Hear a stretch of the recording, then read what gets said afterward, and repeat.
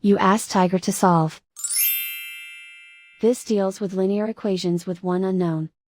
The final result is t equals 9. Let's solve it step by step. Group all t terms on the left side of the equation.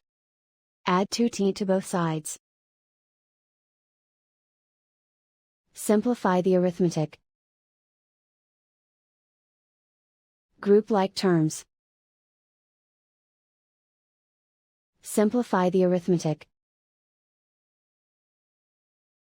Isolate the t. Divide both sides by 11. Simplify the fraction. Find the greatest common factor of the numerator and denominator. Factor out and cancel the greatest common factor. And so the final result is t equals 9.